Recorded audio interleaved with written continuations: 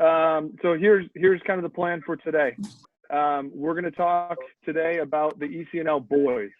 So Jason Cutney, who is the commissioner for the ECNL, for the boys ECNL, was nice enough to join us on this call. He's the nice-looking young man down here with headphones and the Puma shirt. He looks like he needs a haircut similar to me, but he's got more hair, so that's why I wear a hat. What we are going to discuss here is what the ECNL boys looks like for San Juan Soccer Club going forward. What we're not going to discuss are a couple of things, and I want to just be clear.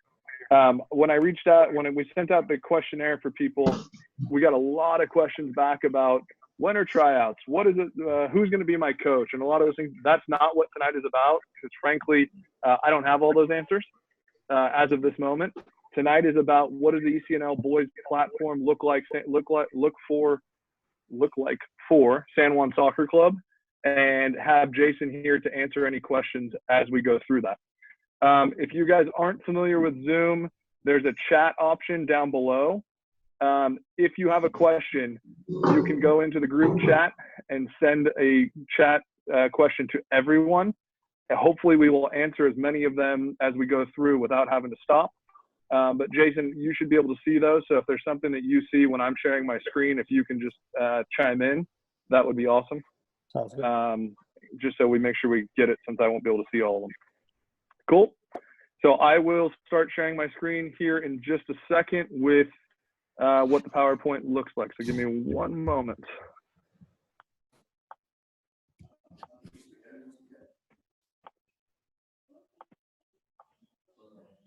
Everyone should be able to see that now. Okay. We go to that? Mm-hmm. I can see some of your smiling faces. Okay, perfect. So we're going to get rolling here. Transitioning the club into the future with the ECNL boys. So we'll start off with that. The ECNL boys has been around for the last few years. It started after the girls side has started. We've obviously been a girls side member since the beginning of the ECNL.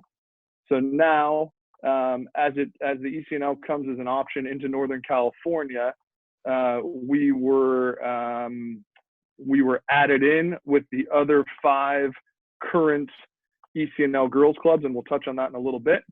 The platform in Northern California, there will be 10 clubs altogether, only 6 of which have been decided thus far, and the other 4 will be announced at a later date. It was my understanding they were going to be announced at the end of this month, but that obviously hasn't happened yet.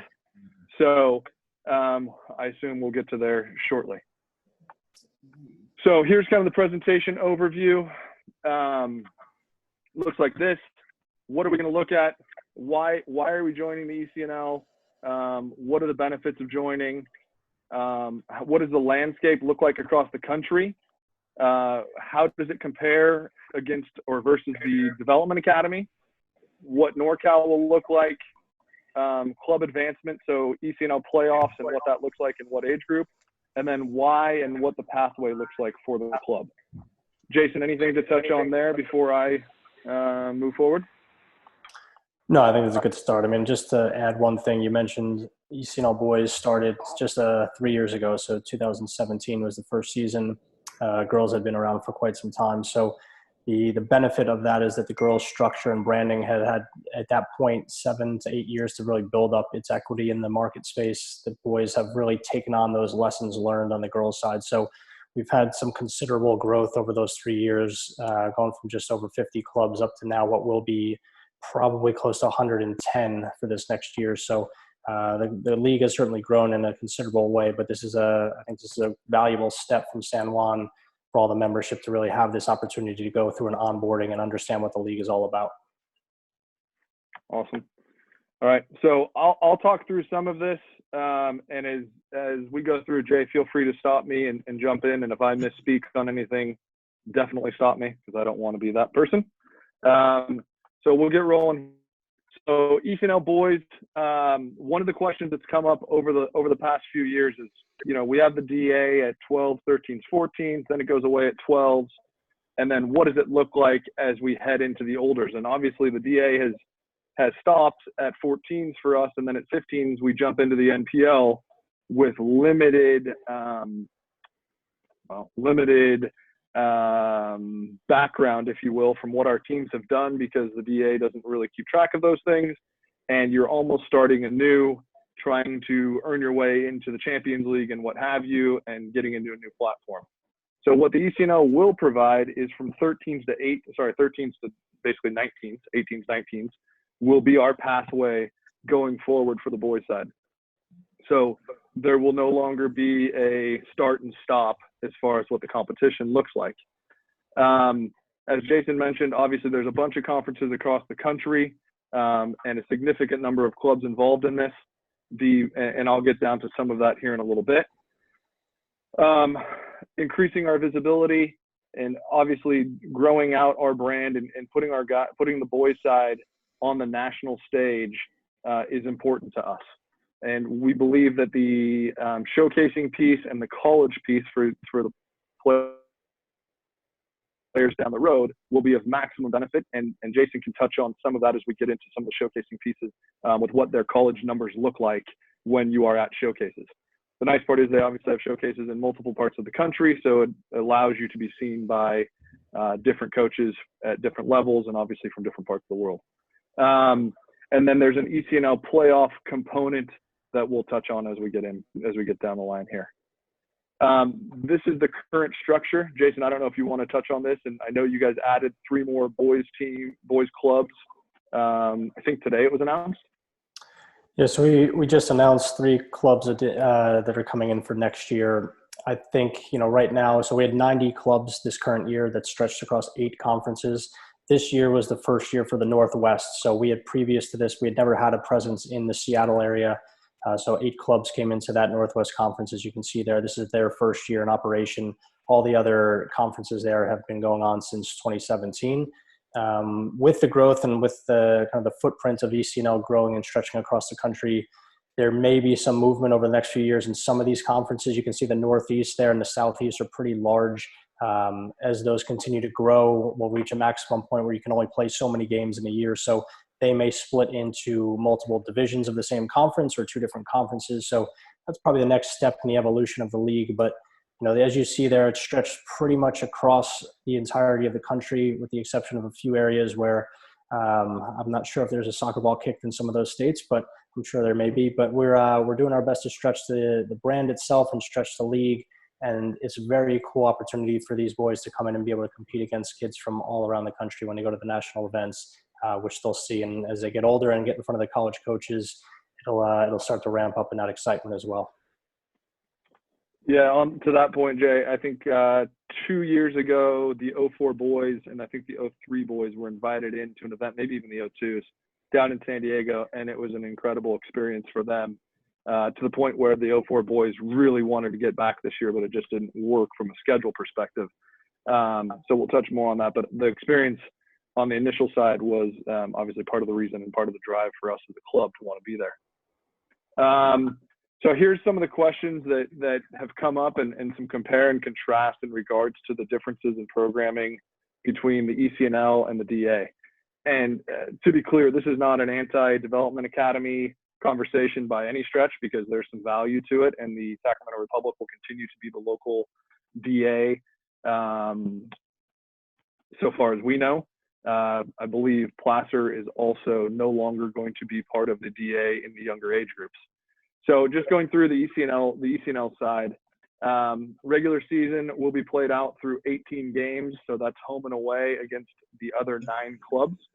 15s and older, there's 1 to 2 national events, and I'll touch a little bit on where those are, or Jason, you can as well. I have it in my notes. For the 13s and 14s, there is the potential of having a more regionally based event that I'll allow Jason to touch on too. What we'll also be able to do whilst playing in the ECNL Boys is still continue to play in NorCal, but through the State Cup, not in the NPL, at least as total teams. Our second teams will still be allowed to qualify for the NPL and compete in there. But that's something to be kind of discussed later on. The nice part about the ECNL program is they also have their own, Jay, you're calling it CS, the Conference Selection Program now, and the national training camps. That is an added value that we didn't have previously with the Development Academy. That's in addition to the regular NorCal PDP, U.S. Club Soccer ID2 programs, and other pieces that our players will now be able to play back into, especially Development Academy aged boys that they were prohibited from before because of the Development Academy rules. So now the players who normally wouldn't have been permitted to be even recommended to the ID2 program from a U.S. Club Soccer perspective, we can put those players forward, and or they can go through the NorCal route and open up some other opportunities, which we think is a massive positive about this. The other piece, Jay, go ahead if there's something to add there. So yeah, the CSP, the Conference Selection Program, what that essentially is an all-star weekend. And we work with that particular program is for U15s and older. And it's new this year on the boys side. The girls ECNL has been doing that for a few years, but that's where we take the top players from each club, bring them to one location over the course of a weekend, train them and get them into games. We just hosted our event in the Northeast a couple of weekends ago before this COVID-19 shutdown took shape, but it was a really cool event. So the Northeast ended up having a very good turnout of college coaches all come in for that event. I think we had 16 or 17 Division I coaches alone just to come in for that particular one, plus MLS clubs came in to scout, plus Division II and Division III. So it was a really cool, exciting moment for the league to see that. And touched on with that is, and I know we'll talk a little bit about this maybe in a bit, but there's another program called the Conference Super Cup, which is in tandem with that CSP. So what we try to do is create a bit of a UEFA Champions League program for the boys. So the top 4 clubs in each conference, based on the previous year's standings, would qualify for what's called the Super Cup. Those clubs would each then form one super team, and that team would be comprised of U15s through U18s that would represent that club in a competition, a Final Four competition. So those 4 clubs all come together and compete in the Super Cup. Same weekend, same time, same venue is when we have the CSP going on. So ultimately what you have is about 120 of the top players in the conference at one location for a weekend, which is a feeding frenzy for college coaches and MLS scouts and USL scouts. So we had a really cool turnout this year for that program. Unfortunately, with the shutdown right now, we're trying to weigh the options on what we can do with the other events that are all set to take place in basically April and May. But as we all know, we're kind of waiting and wondering right now what's going to happen next with that. So that'll be one thing to be determined. But for the Northern Cal Conference, what we'll probably do next year is what the Northwest Conference is doing this year. So as I said before, Northwest wasn't in existence last year, so we don't know who the top 4 clubs were. But the Northwest has opted to have all 8 clubs participate in a Super Cup this first year. So it's a 3-day event instead of a 2-day event. They're each going to put together their Super Cup team, and they're going to battle it out over 3 days to see who the Super Cup Conference champion would be. Again, we would be facilitating that. There's no additional cost to any of the clubs for that other than just getting to the event itself. ECNL covers all the costs for the players involved in the CSP and the Super Cup once you're there, Puma gear, everything else. But it's a really cool event, and it's a great added value for the boys in the league. Awesome. A couple pieces. Sorry if I was cutting out. I got that message, Leah. Thank you. Internet is being overly used across this country and across the world because we're all stuck at home. I know that there are people trying to get in, and I'm getting texts from many of you trying to get into the meeting. I didn't set up the meeting capacity. So if you and your child, or if you and a parent are both on the call, it'd be great if one of you could jump off so we can create some open spaces for other people. Otherwise, we are taping this and we will share it out at the end of that. Quick question. Somebody asked, ODP and ID2, are they by referral only? ID2, yes, recommendation. ODP, I believe similarly to get through the first piece.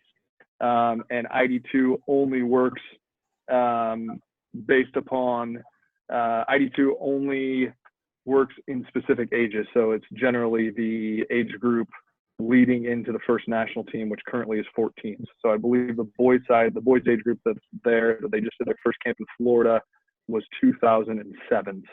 So I believe that's the cycle for the rest of this year. So that's that piece. Okay. The other pieces, just to touch on this, our players, because they will be registered through U.S. Club Soccer and the ECNL, they will be able to play into NorCal Premier League games with other teams. So if we have some players that need more minutes, then they will be able to go and get that. And we'll talk a little bit. The one thing I didn't put in here, or that we didn't put in here, was about the substitution rules. And I'll allow Jason to elaborate on that. It's different than the DA. So we'll touch on that in a minute. And then the other thing for the older players is that obviously there's the high school component. So the Development Academy does not allow for that piece as of this moment. So our players will be permitted to jump in and now play in high school. This year we had five conference MVPs from our older boys side, which for us we think is a pretty cool thing, and we want to celebrate and put those guys out there. So that's that from the ECNL. Jason, anything else to touch on here before I move on to the next one? No, I think just the overriding theme is correct. I mean, the cool thing about the ECNL is that we allow the clubs to make the decisions that they feel are best for their players. Every club is different. Every club plays a different style. We're good with that. That's a great thing about the game across this country, is that everyone's allowed to have their own spin on how they feel development should take shape. And that's passed on to the players. So players can participate in other things while they're also doing ECNL, be that ODP, ID2, high school soccer, things of that nature. So there's no restrictions on that. All we do is we entrust the clubs to manage player loading so that the players aren't spent when they get on the field for ECNL games. But outside of that, we leave it open for the players and the clubs to make those decisions. Perfect. All right. Moving on. So these are the current 6 teams, or 6 clubs, I should say, that have been granted admission in year 1 to the NorCal Conference. So obviously Davis, Marin, Mustang, Mountain View, Los Altos, San Jose United, and ourselves. My understanding from my discussions, or our discussions with NorCal, is that they are doing the other clubs. They're going to bring the other clubs in based upon a objective criteria to look at the best ones that would fit this mold currently. So that's that part. Okay, moving down. Postseason. Jason, do you want to touch on the postseason? Yeah, so since inception of the ECNL, there's been a working relationship with the U.S. Club Soccer. So U.S. Club Soccer obviously has their NPLs. ECNL is separate from those, but we work together under the banner of U.S. Club Soccer. So for the last few years, the playoff has been essentially the top teams that have qualified out of each ECNL conference would move on to the playoffs. The top NPL teams from each one of those respective NPL leagues would come on to the same playoff. That has been known as the elite, basically the ENPL. So I know there's a lot of letters. It's confusing for a lot of people over the years with what is ENPL versus ECNL versus NPL. ENPL is just basically the pathway for those 2 clubs or those 2 leagues to send their top teams for one common postseason. So this year, currently, we don't know yet what's going to take shape with playoffs just because of the shutdown right now. Beyond this year, based on the growth of the ECNL and the number of teams and clubs that we have now, and just kind of the strength of the league in general, it's very likely that the ECNL will have its own playoff starting next year. There will be a working relationship with the U.S. Club Soccer, so there could be some cool stuff that we do with them where the best, the champions from our playoff against the champions of theirs. But it will be an ECNL standalone playoff going into next year, which is something that all the member clubs are really excited about. Cool. Question from, I believe it's Gerardo. NorCal Conference is a new addition. What is the geography of the conference? The geography will be, obviously it'll be depending upon who the other 4 clubs that are added in. So within that, my guess is you're going to have mostly Bay Area, likely someone else in our general area. At least one other club would be my guess. And then potentially even one of the clubs down in Fresno. And again, it's all based upon objective criteria that NorCal's coming up with. So that will be and we'll play a home and away. So you'll have to travel there once, no matter what you do. Selena, I'll touch on I think we'll get to the point of where this will be, how this will serve the players going into their final seasons with the oldest boys. Okay. So Jay, do you mind starting on the college piece, since obviously you've been there at the showcases for the boys side. I know the girls side fairly well because I was there in South Carolina where we had 300 college coaches and you couldn't walk 3 feet without stepping on one. How does that look on the boys side currently? So it's important to note, I mean, the girls side of recruitment and the boys side are very, very different. There's, the main driver there is that there are just way more women's college soccer programs than there are men's. That goes back years with Title IX changes that took shape years back. And with that comes, there's smaller budgets on the men's side as well. So we're already on the boys side versus girls, there's just a difference, right? So if you went to ECNL girls events, as Matt said, I mean, I coached for years on the girls side as well. And I would attend, for my club in Pittsburgh, I would attend ECNL girls events. You would easily in Florida and New Jersey have 700 plus college coaches at those events, which is just outlandish to think about. But on the boys side, we've seen a significant growth over this last year. That's the number one, honestly, for us, that's the number one criteria. The number one priority is for us to put as many college coaches on the sidelines as possible for these kids, because this league will become known as the best league for college recruitment exposure. That's something that is different than the Development Academy. I think philosophically it's very different. Their league is not necessarily set up to promote college play. It's set up to promote players to the U.S. national team, which is a very, very small number of players in this country. The vast majority of those other players need college exposure, and that's what we're focused on our end. So we put a lot of efforts into that. The Super Cup and CSP that I touched on earlier has been a huge impetus for that. There's many college coaches that are now reaching out, asking us for schedules for the first time, which is a nice, pleasant change. But we had over 200 coaches on the boys' side down in Florida for our event. We had over 150 in Las Vegas, which Las Vegas was a brand new event in November. And it was basically the weekend of the College Cup. So we went up against a tough one there with all the men's programs otherwise being at the College Cup. To still pull the numbers we did was awesome. The Florida event was a huge, huge coup for us. We had just a great turnout. And the one thing that ECNL has done really well over the years is just make it really special for the college coaches. So we take care of them, we feed them. We have just awesome hospitality areas when they're there. Hotel situation is prime for them. They get all the closest hotels to the fields. So we do a lot of that stuff. But I think big picture, what we're trying to work on over this next year is increasing the number of national events that we have.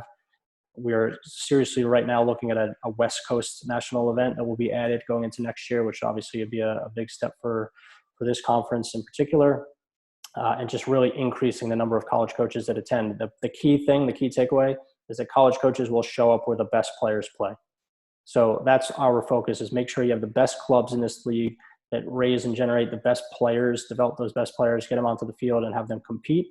And that's where the college coaches really come out and swarm. So the more we all do and the more we work together in that direction, the better off. Whoever's playing tic-tac-toe on my screen, thank you. Please cease. I know it's not me. All right. So one of the things that I think one of the questions that was brought up is how does this help the boys side? For us, from a college exposure perspective, this is a no-brainer in this moment. We believe over the long term, this is going to be the platform outside of the Development Academy, which there's all kinds of rumors and things being discussed about where they could go, whether it becomes an all-pro league or something different. But we believe firmly that this is the best place for our players to be, and that this serves the needs of probably 95% of our players. With that said, we obviously have a good working relationship, and Jason touched a little bit on the USL and MLS relationships previously. We have a good relationship, a good working relationship with the Sacramento Republic. We've had meetings with them. They know that we're going into, obviously, this league, and that we believe this is a very, very good place for our players, especially because of the restrictions of some of the Development Academy rules and the fact that you have literally months without games that we should not have to face within the ECNL Boys platform, because we have the ability to go to tournaments and other events when there is downtime in the schedule. Anything else, Jason, to touch on there? This is actually my last slide. The one thing I did want to ask that we didn't put in here is, I know that you talked about the Vegas showcase. You spoke about the showcase I know there was one in Philly. And I know that there's potentially one coming to the West Coast, because one of the questions that people asked was how much travel are we going to have to deal with within this? And obviously it's always a thing that we are try to be cognizant of. So can you touch on any of that? Yeah, so this year there's 4 national events, and then there were 2 standalone U13, U14 events. So the national events, basically when you're U15, you have 1 mandatory national event that your team would attend. When you're U16, U17, you would have 2 mandatory, and then if you're U18, 19, you'd have 1. Now you can opt to do more than that. So we do, based on availability, we allow clubs to request additional. We geographically look to place clubs where it makes sense according to their location and then also according to their calendar. So we try not to have anyone playing national events during their high school season, things like that, because we respect that they're in high school season, they're already loaded at that point. But those national events this year that we had for the 15s and older, the first one was the Las Vegas event in November. We actually had 13s all the way through 19s in that event. So that was a big event. We've never done that before. It was actually the largest ECNL event, girls or boys, ever. So it was a massive event for us, but that was 13s all the way to 19s. The next one was in Florida, which was at the very end of the year. It's kind of the days in between Christmas and New Year's. That was where we had a tremendous college turnout. It's actually running at the same time as the Disney Showcase and the National League event in Tampa. So a big consortium of college coaches were down there. That was the end of December. The next one that was scheduled for the 15s and older was in Greer, South Carolina, which was the end of April. So that will not be taking place just because of the COVID-19 shutdown. And then the Philadelphia event is Memorial Day weekend. Again, a very big college turnout there because of the population of colleges in the Northeast. We will be very likely adding another national event going into next year. That will likely be on the West Coast at this point. We're in final discussions there on solidifying that. So that will help from a regional travel standpoint. And I guess just to touch on travel as well, your league games, by and large, will be fitted so that they work with travel partners. So the idea is that you would go play someone on a Saturday, then play someone else on a Sunday, and kind of rotate that. So we help get those games in. So while you're on the road for one game, you'll get a second game on the road to help save travel.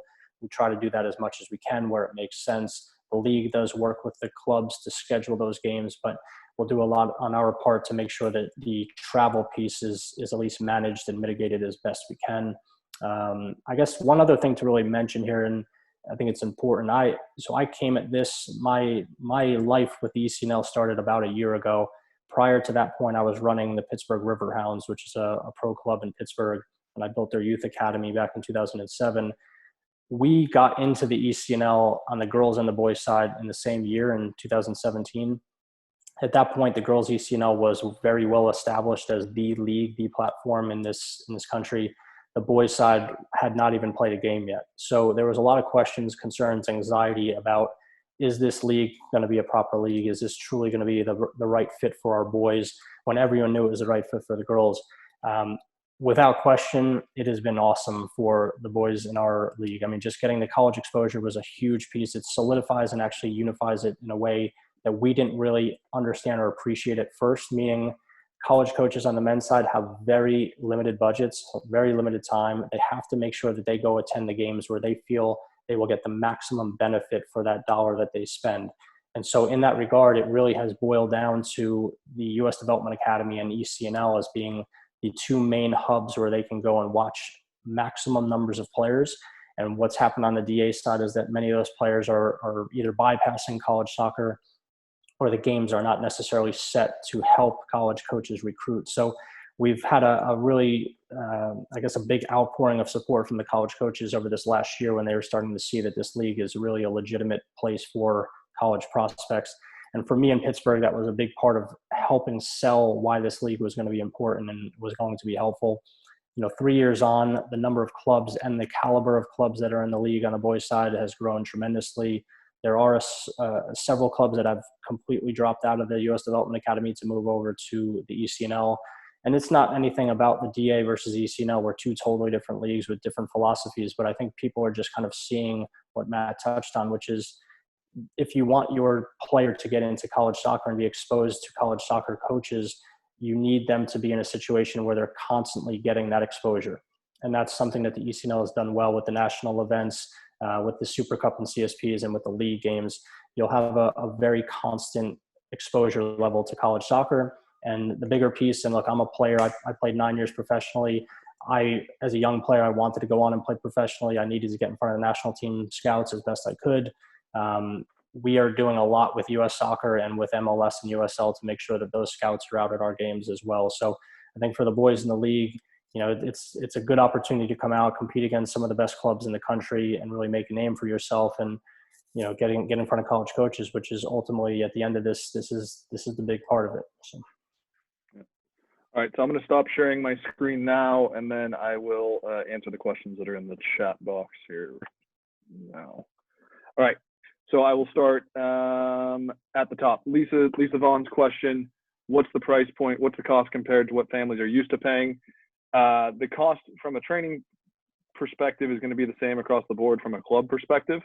Obviously, adding in travel and what have you, I can't quantify that currently. What I will say that we are very committed to, what this should replace is the need to go to some of the other bigger events that we've had to go to from a college exposure perspective, because frankly, we haven't gotten it at the level that we need it for the boys side. So assuming that you're already working into that conversation, a Surf Cup or a Vegas or Dallas Cup or any of those events, this should replace those. We could obviously still entertain going to those if that's something we wanted to do as a club, but that should keep it relatively on par with where it is currently. Hopefully that answers that question. What age do we start in the ECNL? Under 13s will be the first age group in this league. So our 13, so next year that would be the 08s, right? Will be the first group playing into this league. And then league play the league will run, Robin, in the fall and in the spring. So we'll have both simultaneous. We'll obviously, as I said earlier, we'll play within the NorCal State Cup to be able to supplement some of those games. So we all know that can be anywhere from 6 to 8 games, I think, based upon the way that plays out. And we're entertaining some other potential local intra-league conversations that we will discuss further as we know them. So there's some more competition. The nice part is we have a lot of leeway. We have a lot of ability to be flexible with it. And I think that's one of the key pieces. Uniform cost, I don't know the answer to that one. That'll be a separate conversation for another day that frankly, I don't know. I would assume it's pretty similar to what it's been in years past. Any other ECNL questions while we have Jason on here, since it's 9:30 his time, I think, right? Are you still in Pittsburgh? Yeah, 9:30. No problem. Just one thing to answer, because I know it came up earlier on the substitutions. Yep. So 7 subs per game. Once you are out for a half, then you are out for that half. So, there is no re-entry in the same half, but if someone does sub out in the first half, they can come back in the second half. It's just a no re-entry per half. And it's 18 on a game day roster. So 7 subs there. Okay. Any other questions? Can an 09 play from a club perspective? We have no issue with players playing up into our teams. Jason, there's not a rule precluding or excluding a younger player playing up into the 13s, right? Assuming that the club's doing the right thing. Correct. Yeah, they're certainly allowed to. There's also the ability, for any player, if a player is on, for instance, the U13 or U14 roster, they would be able to play up with 15s if the coach and the club feels that it's appropriate. The only restriction really is that there can only be one ECNL game played per day. We don't allow players to play multiple games over a day. And then trapped players are permitted to play in that situation. So if you're a player who is an 8th grader, for instance, on an under 15 team, and the rest of your team is in high school season, you would have the ability to play with the under 14 ECNL team during that high school season, which allows them to get games and not miss out on anything. Same thing goes with the 18s and 19s. Since we combine the U18-19 age group, if you're a junior that's on a senior-laden team, you can play with the under 17s in national events as well. So it gives those players that are juniors that need the extra exposure the club can opt to bring them to some of the events with the U17s as well, which it takes place on the girls' side as well. Many clubs take advantage of that. It's a godsend for some players that need that extra exposure as well. Yeah, hey, Matt? Yep, go for it, Matt? Derek. Yep. It's hey Jason, it's Derek Evans. I have a question. Can you speak to the promotion relegation from a club perspective? How that works with the ECNL as a group? You want me to touch on it, Jason? Yeah, go ahead. All right. Yeah. So there's been discussion at the NorCal level for there to potentially be club-based promotion relegation at the end of each season. So that's still to be announced and kind of the details to be determined. But what it would look like in theory is that the 10th place club in the ECNL Boys would play the first place club in the NPL Boys from NorCal in a playoff. And whoever were to win that playoff would play into the ECNL the next year. But there's details to be worked out, and frankly, it's not finalized yet with what those details are. Does that make sense? Did I cut out? Okay, so there's still some details being worked out as far as that's concerned, right? Correct. Okay. And then again, just to reiterate, the ENPL is basically a path. The ENPL is a pathway for the it's a pathway for the NPL clubs right now, but there's going to be a standalone ECNL playoffs, and there may be an eventual come back together. We're talking 2021 come back together playoff, but that's still to be determined. I'm just going to go through these questions over here in the chat box. Okay. Roster size, it depends on the age group. As we get older, we have bigger rosters. So, for example, with the 04 boys, I believe I started this year with 20 players, 2 goalkeepers, 18 field players, and this year, and I think we're down to 18 or 19 players, similar in our older age groups. We generally will take on more players because of injuries, competition, and if we have clearly enough players that should be in the first team, that's what we do. That's separate from the ECNL boys. Selena, to your question, to talk about the 03 boys, for us, we believe that for the oldest boys in this age group, in our club, most of them are uncommitted as we speak.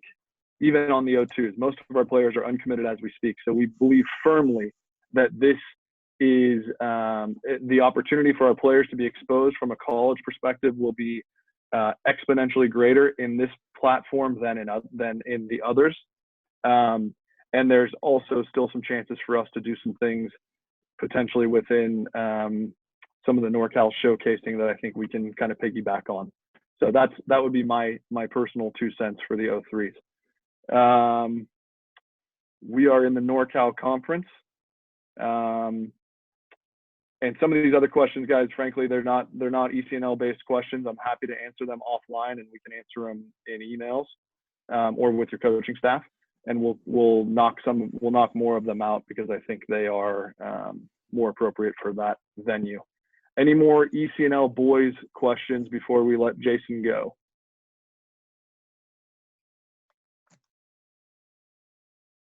Okay.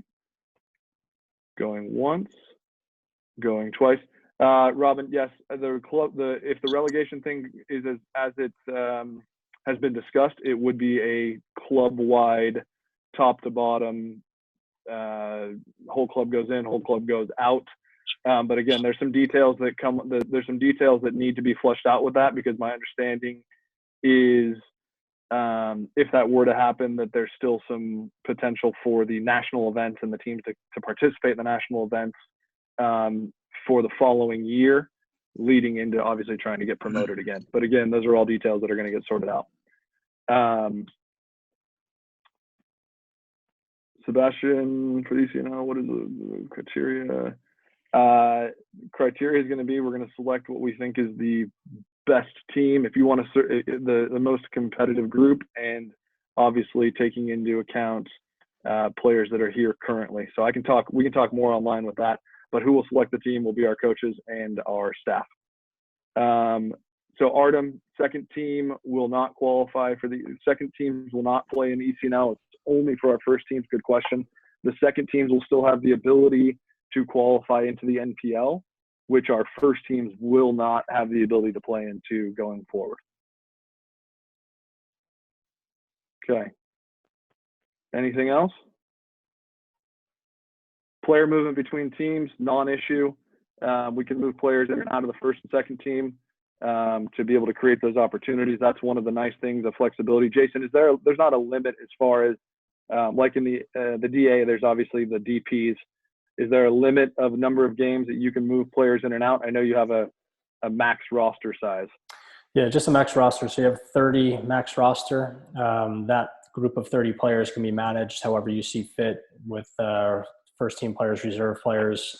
There's no limit on the number of games that those players can play, just the overall limit of one ECNL game per day, as we talked about before. There are discovery players as well. So each team within that 30 max roster has the ability to have discovery players, which could be out of market players or players that play for other clubs that have the in this case, the San Juan as their discovery team. So they would have this as a secondary team for them. They could come in and play games as well, but they would be team tied and they do contribute toward that 30 max roster. Okay. Total number of games for the season. I mean, we're talking from the ECNL perspective, assuming you have 2 showcases plus the ECNL League plus playoffs, you're looking at somewhere around 30 games, I would think, in that range, plus adding in tournaments and what have you during the summer. The ECNL League will start in the fall. So for us, obviously, assuming we come out of the current shutdown and we can be active during the summer, we will play in events during the summer.